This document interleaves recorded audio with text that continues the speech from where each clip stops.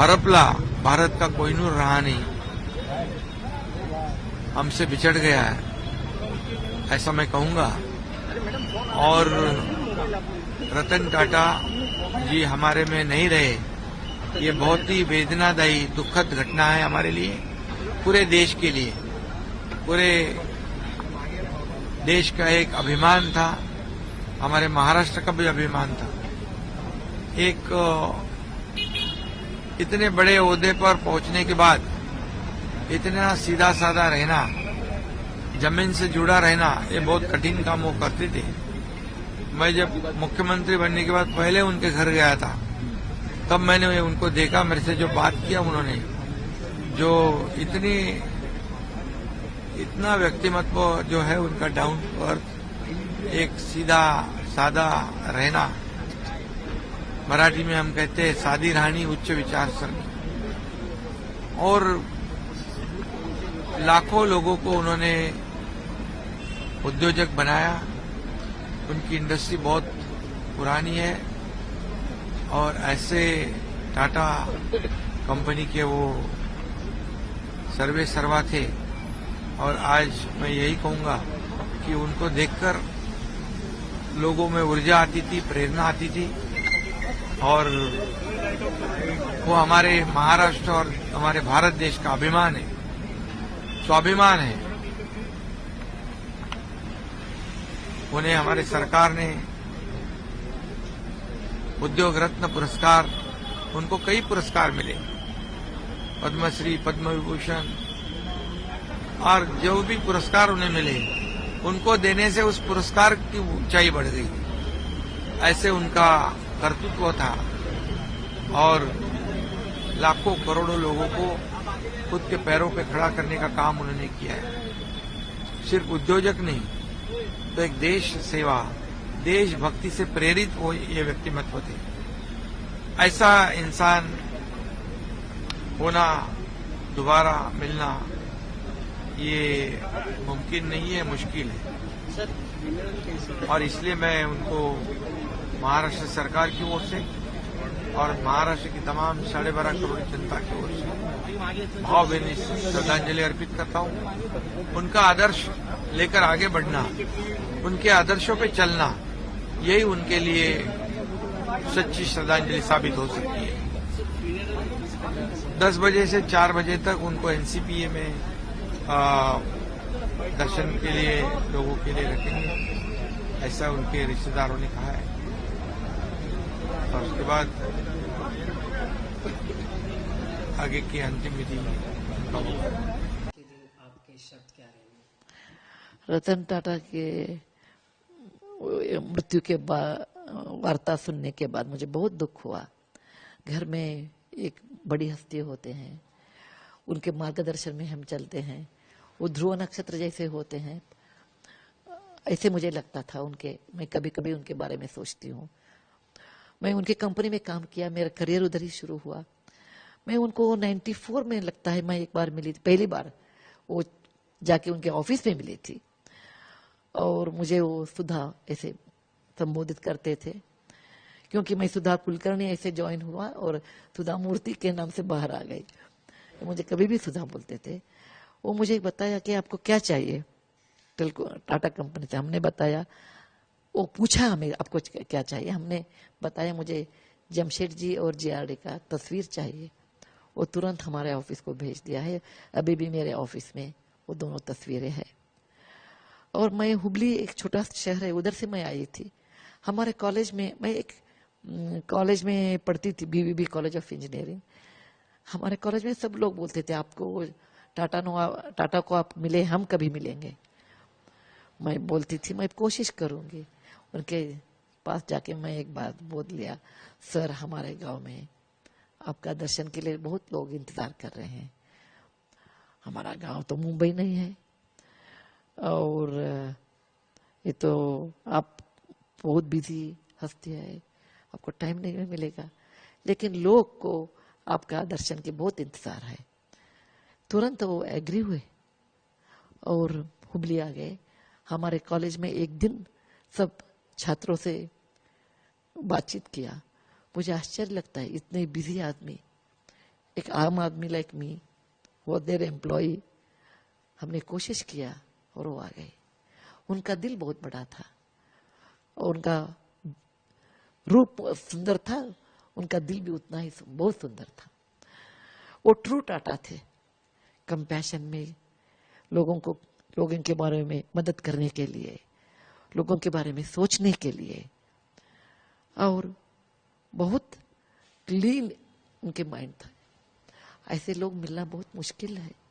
मेरे ये इतना सालों के प्रयाण में मैं उनको एक ही ऐसे व्यक्ति को देखा है। उनका बुद्धि और जीभ और हृदय ऑल तीन एक ही था। क्या सोचते हैं, क्या बोलते हैं, क्या हृदय में है, वो सब हाथ में है। एक पर्शियन वर्ड है और बॉम्बे हाउस में लिखा है, good thinking, good tongue, good heart and good hands. उसके बारे में ऑल चार एक ही लाइन में थे। क्या सोचते थे वो करते थे, क्या बोलते थे वो करते थे, क्या हृदय में था वही करते थे। वो चारों अलग नहीं था। ऐसे लोग आजकल मिलना बहुत मुश्किल है। उनके निधन से बहुत अपार नष्ट हमारा देश को, इंडस्ट्री को और वैयक्तिक मेरे लिए भी हुआ है। मैं भगवान से यही प्रार्थना करती हूँ, उनके आत्मा को शांति दे। वो जरूर स्वर्ग में है, उधर वो सबको हमको आशीर्वाद दे, उधर से मैं बोलती हूँ।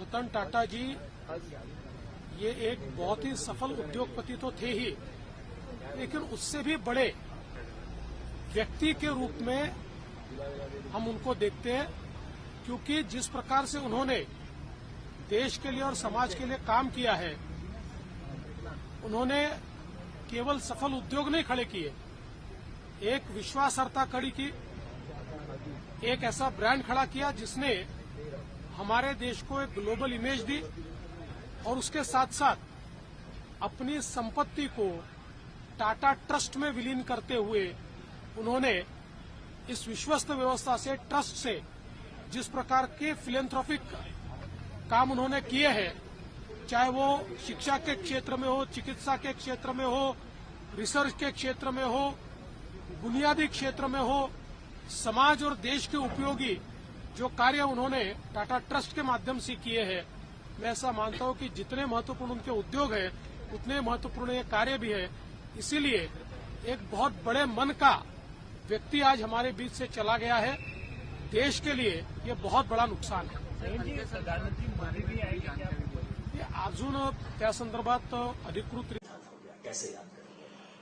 रतन टाटा का जाना सिर्फ भारत ही नहीं, दुनिया के उद्योग जगत में एक अपूरणीय क्षति है। भारत के लिए तो है ही, सबसे पहले उनकी स्मृति में उनके महान और उल्लेखनीय कामों के प्रति याद करते हुए उन्हें मेरी विनम्र श्रद्धांजलि। टाटा समूह को एक नए शिखर पर रतन टाटा ले गए।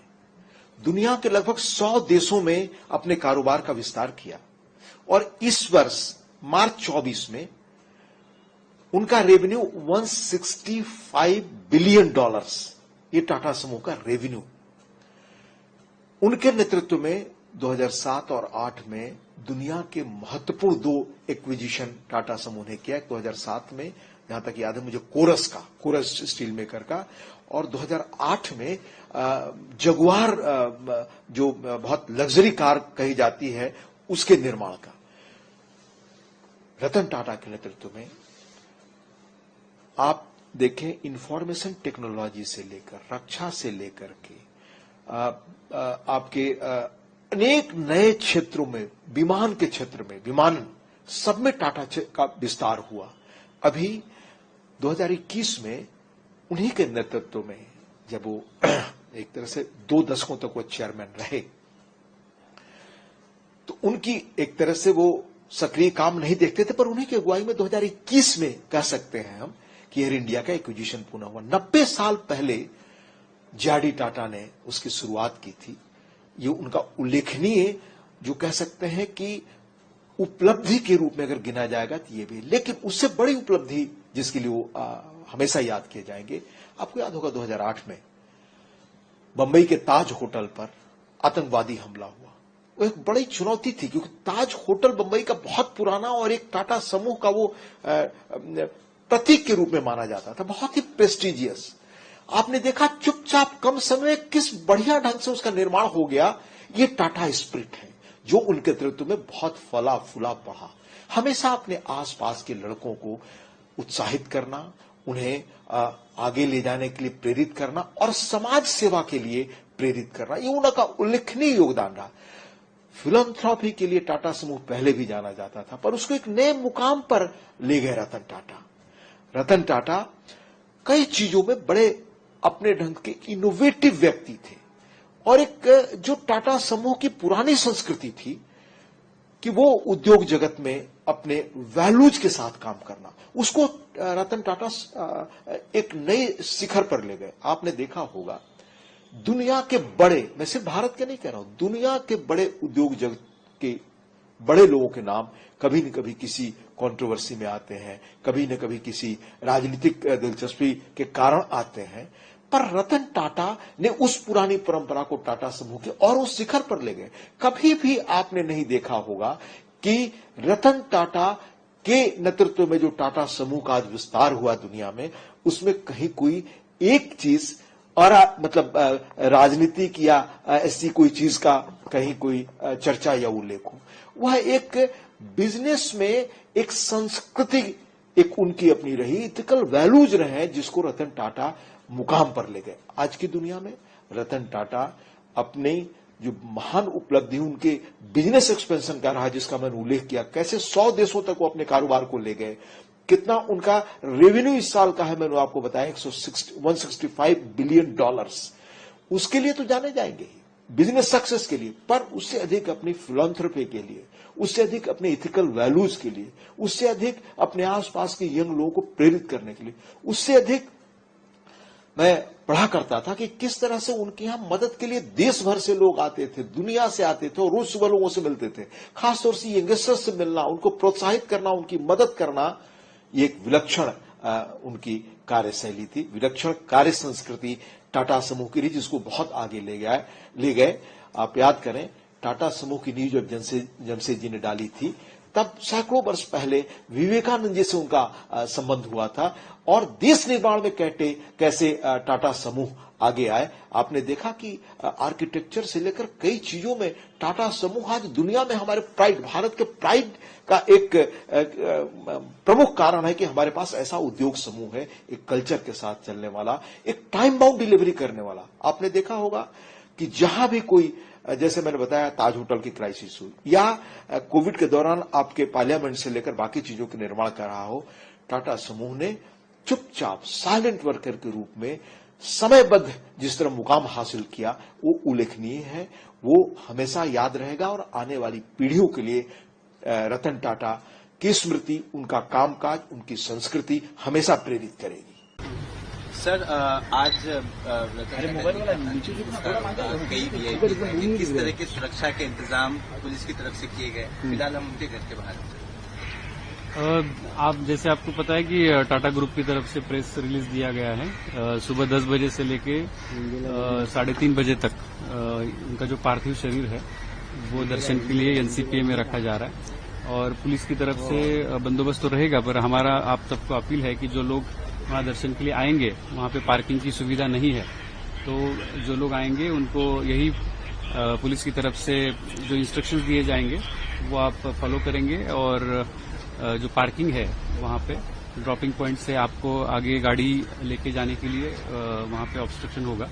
तो जो भी लोग वहां आना चाहते वो अपना पार्किंग की फैसिलिटी कहाँ पे अवेलेबल है वो देख के वहां पे आने की कोशिश करें। तो वो कौन से रूट तक आप लोगों ने पार्किंग रिस्ट्रिक्टेड की है, कुछ थोड़ा सा विस्तार में बताएं। जी, सिर्फ जो एनसीपीए का जो एरिया है जहाँ पे विनय के शाह मार्ग है और मुरली देवरा चौक है, एयर इंडिया जंक्शन के आगे, वो वाला जो पोर्शन है वहाँ पे पार्किंग रेस्ट्रिक्शंस रहेगा, और वहाँ पे जो लोग आएंगे उनको 10 से 3 बजे तक दर्शन वो ले सकते हैं, परंतु वहाँ पे पार्किंग की फैसिलिटी नहीं है।